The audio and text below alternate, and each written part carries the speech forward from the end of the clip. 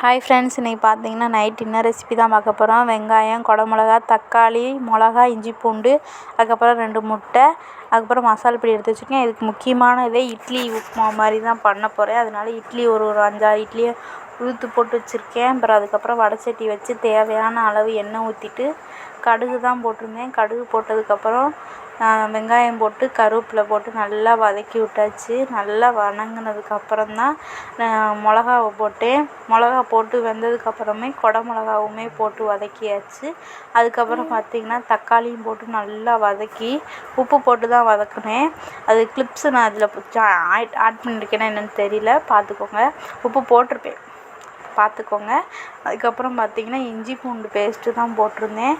அது நல்லா வதங்கினோடனேயுமே மசால் பொடி, வீட்டு மசால் பொடி, வீட்டில் எல்லா குழம்புக்கும் போடும் இல்லையா, அந்த வீட்டு மிளகாய்த்தூளும் தனி மிளகாய்த்தூளும் போட்டு நல்லா கிண்டி விட்டு லைட்டாக கொஞ்சம் கூட தண்ணி ஊற்றிக்கிட்டேன்.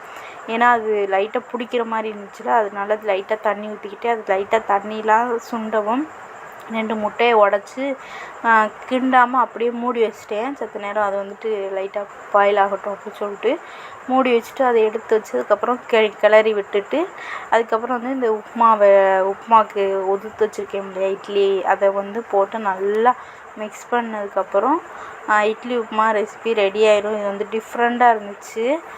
நானாக பண்ணேன், இதை போட்டு அதை போட்டு பண்ணுவோம் நல்லாயிருக்கா அப்படின்னு. இது மாதிரி ட்ரை பண்ணி பாருங்கள். நல்லா இருந்தால் கமெண்ட் பண்ணுங்கள்.